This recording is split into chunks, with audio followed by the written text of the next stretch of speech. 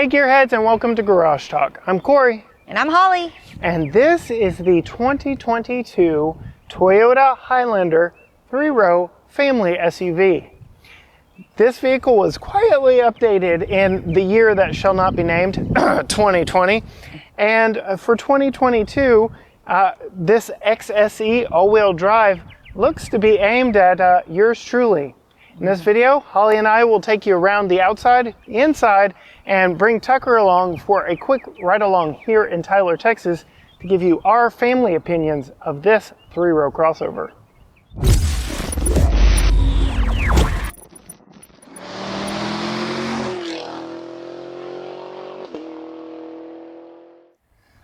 All right, Holly, we've had this for a week now. I will go ahead and say it sadly departs us tomorrow. More on that coming. Be sure to subscribe. But I have to ask quickly before we hop behind the wheel, what are your thoughts on the styling of this Highlander? Well, you don't like it? What are your thoughts on I like it. Yeah? Yeah, I think, I like the blue. I really like the black grills and stuff at the front. That's kind of a trendy thing right now. I do like that. I don't know, this kind of looks like a big bottom lip, but yes, it does. Down here, but it doesn't offend me. I wouldn't look at it going down the road and say, ooh. Yep. It's pretty. I like it. That pretty much sums up my thoughts. First and foremost, the blue. Blue is my favorite color. This is the first vehicle I've had for any length of time, aside from the one we just spent 2 weeks in driving to California and back. Again, more on that video. Mm-hmm. Be sure to subscribe. I love the blue. Absolutely love the blue. I'm glad you love the blue. It's got some metallic flake in it. We're behind a cloud right now, but it really pops in the sun. It is aggressive. And I will say, I don't think I've ever felt more targeted for a 3-row crossover than I do with this XSE trim, because this is supposed to be the sporty one. So it definitely has more sporty and aggressive front looks. That bottom lip you were talking about just says sport. And why don't we move around to the side and I'll show you even more exactly what I'm talking about. All right, so continuing the discussion from up front, like I said, I don't think I've ever felt more targeted with a 3-row SUV, because this body line right here, while it is also on the Sienna minivan, they stole it from the Toyota Supra. So millennial dad here talking about a Supra, a performance vehicle, putting a body line from a sports car on a 3-row SUV. And there may be some hidden touches inside as well that I think also have me in mind. What are your thoughts as we move to the side, babe? Well, the edges and stuff are a little bit more sharper than some of the softer ones, but it still gives it an interesting curve. Yep. I didn't even know it was 3-row until I got in it. Hides it well in overall proportions. Yeah. And I actually drove around in it for a little bit before I realized it was a 3rd row. But now with the sun coming out, you can kind of see the flex a little bit as it comes. That's really pretty. What is this thing right here? So I noticed. That is actually part of the aerodynamics. There is an air curtain that allows air in and around these 20-inch wheels for better aerodynamics. So naturally aspirated. So not just a design choice. Naturally aspirated 3.5 V6 under the hood gets over 25 mpg on the highway. Yeah, for sure. All right, the business end 3-row SUV. Before we open the hatch, thoughts on the styling back here? I like it. It's nice. It's pretty. LED lights, incandescent turn signals. So that's interesting. I do like this wraparound kind of overhang on the taillight. See, I don't really love that. You don't? But, I don't hate it, but that's of the back end. This isn't my favorite. Yeah. And I like bug eyes. We were talking about aerodynamics on that front corner. We've got a little vortex generator here for airflow on the taillights as well. Built-in wiper, but power-operated rear hatch opens up nice and wide. You can see the back end holds chairs for soccer practice, my backpack, all kinds of good stuff fit back here, no problem. And because it's a 60-40 split bench, if I move all our junk out of the way, you can actually fold up the rear seat and it actually does recline. Oh, that's so nice. still a decent amount of space here. You can put a backpack, you can put those chairs long ways across the back here. Not the biggest cargo area with that back seat up. And then you also have some hidden underfloor storage there, but all those seats are in the way. I do have to ask, babe, we've got It's real tall. hatch mounted button up here, but it is a programmable hatch, but this Okay. is as wide as it opens. Okay. Can you? Yeah, I did do the grocery test on this one where I probably, I did one of those things where I'm only going in for 4 or 5 things and I Right. needed a basket at the end. Mm-hmm. Well, also the guy was like, do you need help carrying it out? And I was like, no. I got this. I got this. But Shout out to you, man. I was Mommy's wondering if it was programmable because this is definitely not grocery carrying reach height. I mean, I can reach it, but I'm definitely on my tippy toes here. Yep. Uh-oh, is it going to close? Because I didn't So push anything back. this has the slowest, softest closing rear hatch I think I've ever encountered. We've had some vehicles that like slam shut. This nice, soft close. Why don't we move around, check out how much room there is in the second and third row, and do a little car seat installation so we can get this out on the road with Tucker here with us. All right, gearheads, 3-row SUV, middle row comfort is good. The seats are good, sitting position is good. I can see over the headrest in front of me. There is a recline function. There is a captain's chairs do come with this center armrest here and cup holders on the floor. Very nice and family-friendly manual sunshades or peasant blockers back here on the back windows. But the real question is that third row seat with somebody like myself. I'm sitting behind myself, 5'10", 5'10". How well do I fit behind myself and myself in this 3-row crossover? All right, so one downside to this, you can see Tucker's car seat is already installed over on the passenger side, but these are not car seat friendly second row seats when it comes to flipping and folding them out of the way. See if I can get in over my camera gear and sit in behind myself. A little bit of bleacher action here where my knees are up in my face. It's tight, it's not great. Headroom in the upright position is and then the seat does recline, and that's where headroom is like non-existent, I guess. And then pulling the seat back to crunch myself, it's not great. I'll just say that. This is for kids. Yeah, this back seat's for kids. Even though it's 3 across, I wouldn't put any adults back here. Okay, car seat time. All right, car seat installation time in the Toyota Highlander. Typical Graco car seat, forward facing. I'm gonna put it back into position. First, make sure the rear tether is back behind the headrest. The lower anchor points are very easy to see, even though they aren't marked on the seat back. Pretty pronounced and easy to find and latch. No problem whatsoever there. And then snug this up.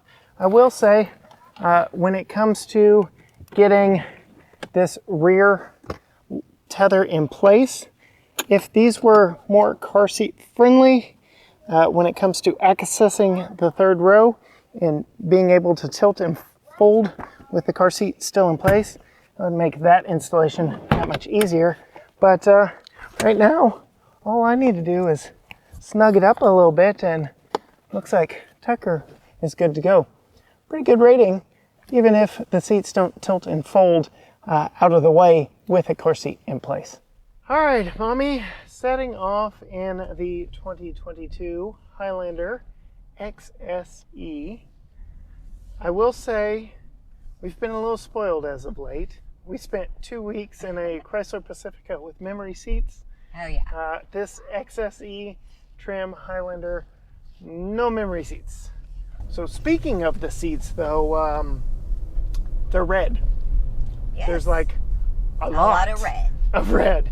In fact, the backs of the seats are solid red too, which I did not expect getting back there in the back seat. And I hope it doesn't induce some rage in those sitting in the back and staring at all that red. Are you good, Tucker? Yeah. Not mad? No. Okay, thank you. Good. Plus there. But we've had this for a week, as I mentioned. You have been mum on your thoughts and opinions. Yeah, I like to keep it secret from you. It drives me crazy. To reveal it on screen, Okay. on camera. So the red. Yes. You like red. Yes. Do you like the red? Is it too much? The seat backs is a bit much for me, and maybe the red here on the door panels. Maybe not this part up here, but maybe just this. I don't know. There's a lot of red in here. There's a lot of red. Yeah. Yeah. So, yeah, it's a lot of red. Yes. I do like having a car that has some character. Like, I really do appreciate that. This maybe went a little overboard, but to be honest, you and I both like color. Yes. And I would rather go overboard on the color than Be ho-hum. be so boring. Ho-hum. And this vehicle definitely has a lot of character for what is essentially a family vehicle, grocery getter, a people hauler, because in addition to all the red, you do get red stitching here, a carbon fiber look that actually has some texture up here. Very cohesive design. I like all the cubbies in here. I do have to ask, speaking of storage, thoughts on the center console? I hate it. So it's got a garage door roller style opener instead of a hinge. Yes. And then you've got a wireless charging pad here that seems like an afterthought that I know I brought up in my solo review, but it feels like it should have been here in this spot, and this shouldn't even exist. Because It's awful. Yeah, you had to. So don't option the Qi wireless charger if you could go without it. It just seems to get in the way, and kind of goes back to my thoughts. This is not the easiest to open and close, Right. especially if you're trying to drive. Right. You know, it's not. It doesn't give you this big thing in the way, but yeah, it's not super. Well, if you're not getting into it a lot, not a big deal. But if you're putting your phone right there, Yeah. kind of a big deal. So for a vehicle that came out in 2020, I feel like on the tech side of things, it's more or less 5 years old instead of 2 years old, because that Qi wireless charger being one of it, no wireless Apple CarPlay or Android Auto. To interface wired Apple CarPlay and Android Auto, you have to use a USB-A, even though there are two USB-Cs up here. So it just seems a little down on the technology side of things. So for maybe the first time since we've been doing this together, you and I are on the same page. Oh, wow. Which might surprise people. You and I are normally on the same page about most things, except cars. And technology. And technology, 100%. But you hit it exactly on the nail. The way that I was feeling is that some features were not, in my opinion, thought through. It was like it was on a list and they went and checked it off of the list, but nobody actually lived with the decision that was made for any extended amount of time to realize Case in point. this doesn't work well for what we're doing. This isn't the only one. Okay. The seat notifications on the front thing, that is really important. Lets you know which seats have buckles on and which do not. Yes. For the front two, it knows if there's a person in them. For the rear seats, it just reminds you to know check. that someone's in there. Okay. It does pop up that you should check the car seat, the back seat. Okay, those are great features. They're awesome features, really. However, most of the time I've been driving it, the seatbelt buckle thing has been wrong. Oh, interesting. It's said that there's people in the seats, and maybe that's because we're like, you know, I had like some friends come and sit in the back seat to see how it felt, and then they got out, and I never turned the car back on and off. But if this is a family vehicle, people are going to be getting out. People are going to be getting in and out Yeah. all the time. And so for me, and then the other thing is, even when I had not had Tucker in the back seat, in the car seat, and nobody had been in the back seat, it automatically came up with a notification to let me know that to check the back seat. And for me, so I had this problem with the Mini Cooper that I drove. It always, anytime there was a slight dip, very slight dip in the temperature, we're talking like not even to freezing, very slight, my tire pressure light would come on. Right. So it got to the point that my tire pressure light, it was just always on, because I would never know if I did have a tire problem because it was always on. And then you just came to ignore it. I just came to ignore it. And I feel like that is how those notifications, they're so sensitive, or like the one that's check the back seat, it's just automatic, that it would come to be something that you just ignore. Right. Which isn't good. Right. So I don't love that. One of the other things is the lane keep. Okay. Has a very aggressive beep to it. Yes, it does. So it's like, what did I press? Are we about to self-destruct? I've long joked that Toyotas beep. They beep for everything. They beep if you leave a light on, a door closed, a door open, a seatbelt on, a seatbelt off. Yeah, school bus. School bus. They beep, and it's almost hard to discern what the beep is for. Yeah, yes. Yeah. And is it like a life-threatening beep, or is it like a, hey, you know, you're drifting beep? You're drifting beep. It was definitely the beep sounded life-threatening. The drift was definitely not. I mean, I didn't even know what I had done wrong, except I looked down and saw that it was the lane keep, and I was like, that was really aggressive. All right, so you bring up the lane keep. This does have Toyota Safety Sense in it, which has a rear camera, rear backup sensors, cross traffic alert. It actually has traffic sign recognition built into it, so you've got the posted speed limit there on the screen in front of you, which I love. I love that. Like, there are some luxurious features like that I never want to do without. So, yeah, lots of good safety tech built in that, for the most part, works. I tested out the lane centering, lane keep. It does a really good job. I will say, on a windy day, I felt like I was fighting the wind and it. So it is easy to turn off with a steering wheel mounted button right there. So I never really felt like I felt like I've definitely driven some other cars that were more aggressive. Yeah. Yeah. I will just say, like I said, it was a windy day and I was fighting the wind and multiple things going off. What are your thoughts on general infotainment and climate control?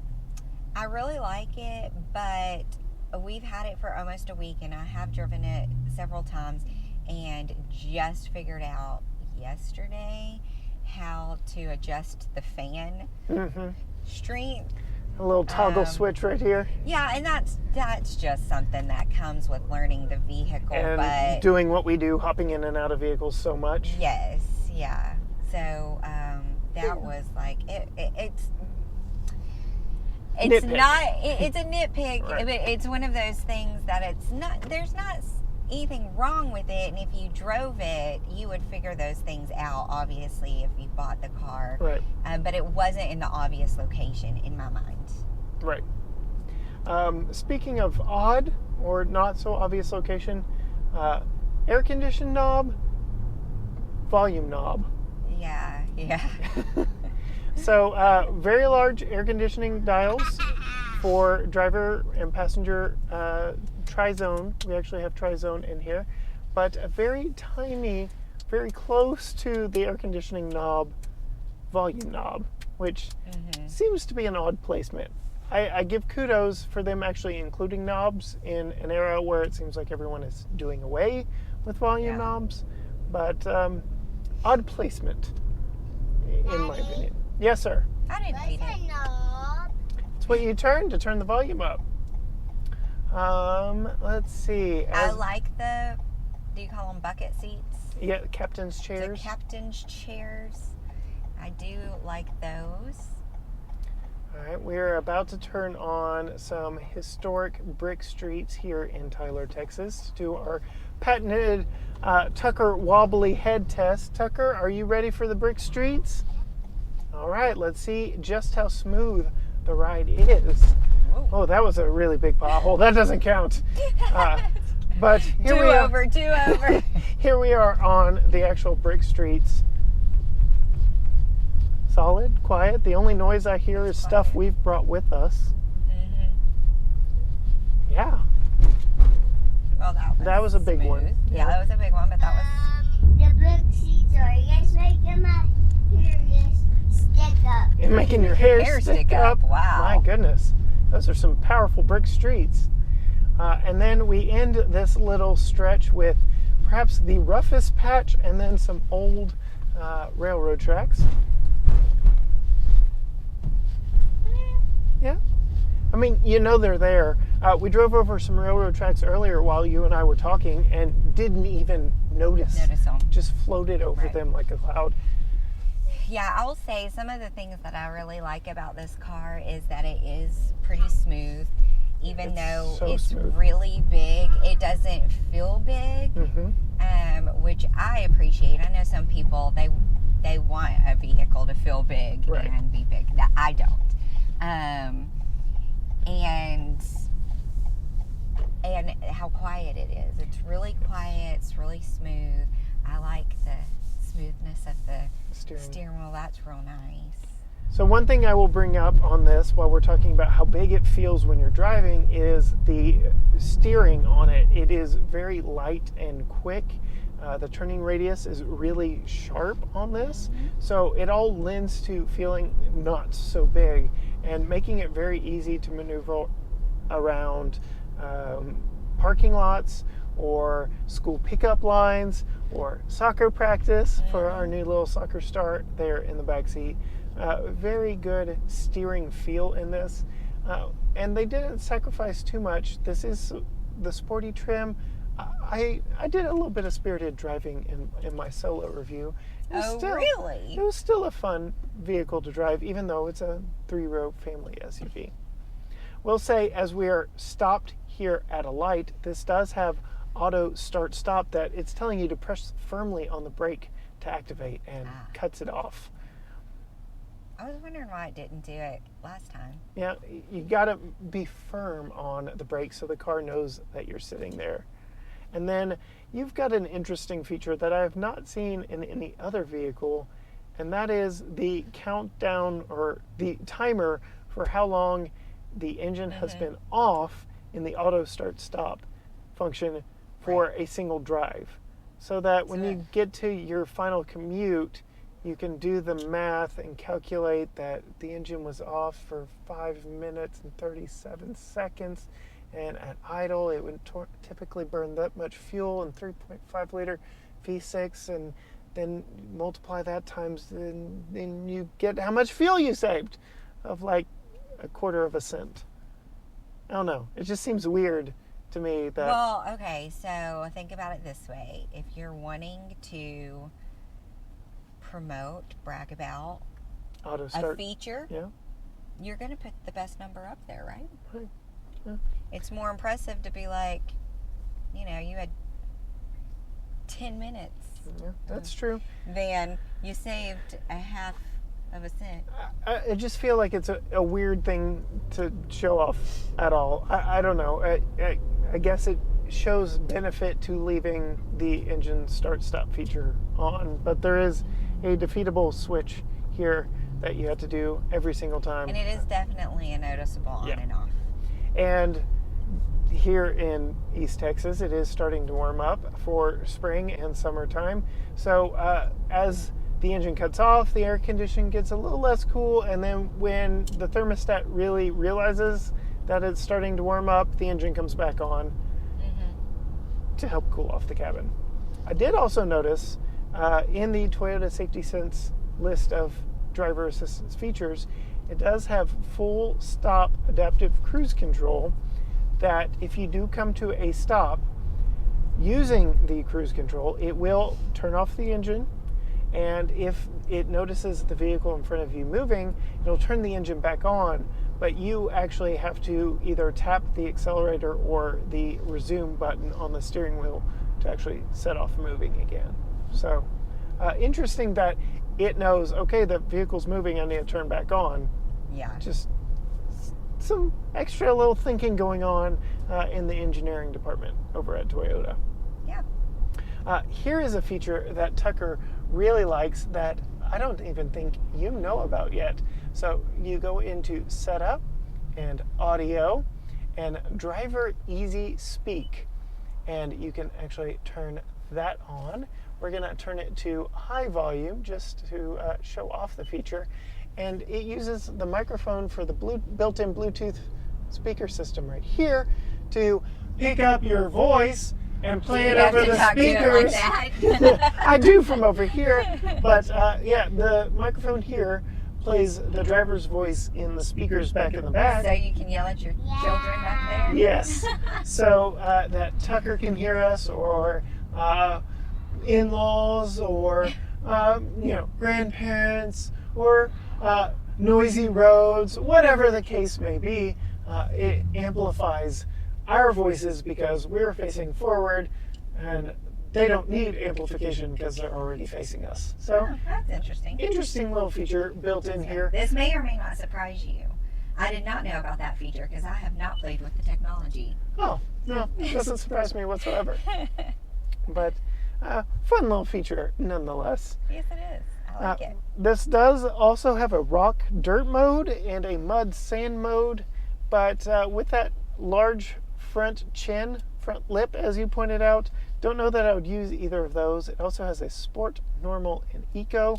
We've mostly been driving an eco. I did switch it to sport. Again, a fun vehicle. I feel with that Supra-esque style body line on the side, these red seats, they are specifically targeting me. They're like, okay, you have a kid now, but we also make a Supra, and that's fun, right? So here's a family SUV that kind of has lines of a Supra and red seats and sport mode. So yeah, I feel targeted very much in this vehicle. What are your final thoughts on it, Tucker? Do you like this car? Yeah, but I like the speaker because it makes people's voice sound louder. Yeah, you like that speaker? What about these red seats? You like the red seats? Yeah. Do you want to give this car back tomorrow? No. No? Well, we've got another one coming, so hopefully you like that one too. I'm very excited for that. On that note, be sure and subscribe so you see more family reviews like this from us. Hit that like if you like this sort of content, and leave us a comment down below what you think of these bright red seats or any other features here in the 2022 Toyota Highlander. Before we sign off and go back to give our final thoughts, Holly, we have also had some competitors to this: the Ford Explorer, the Kia Sorento. This again feels a little dated on some of the things. You know, we talked Qi wireless charger. It is getting to be a very competitive class. You think this one does well for where it sits? Definitely. I think this definitely competes with the other ones. Putting it up next to the Explorer, no, I like this one better. Yeah. And just the fit and finish in here is Toyota. You cannot beat Toyota's reputation for longevity. If you're someone like we are, who drives cars until their wheels fall off, you can't go wrong with a Toyota, right? Exactly. So why don't we go and park this somewhere and give our final thoughts. Sounds good.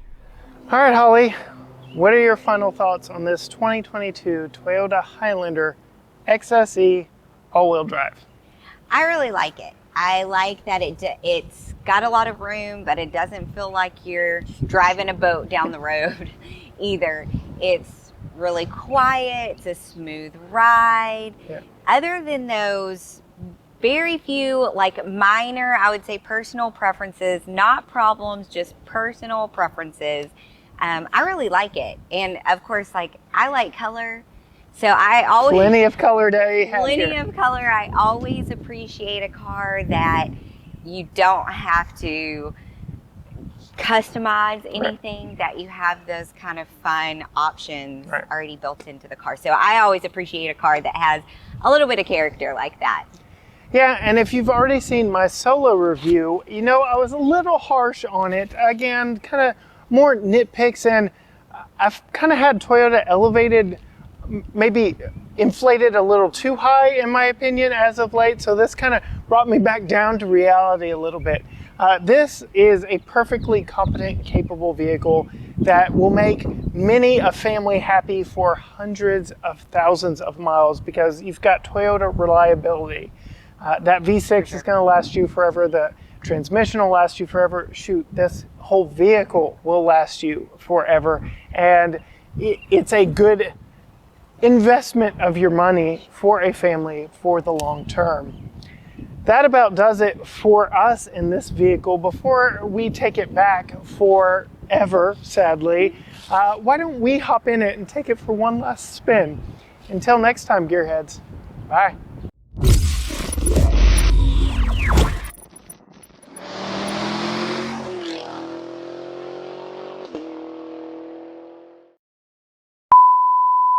Feel good about that one? Yeah, make sure it. Okay, car seat time.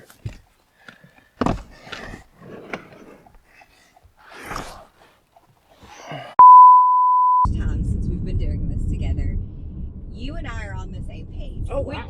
Which my Guys, Yes, sir. are we done? We are done. Thank you so much. Yeah, but my camera is still on. I know, I'm about to turn it off. Here's this.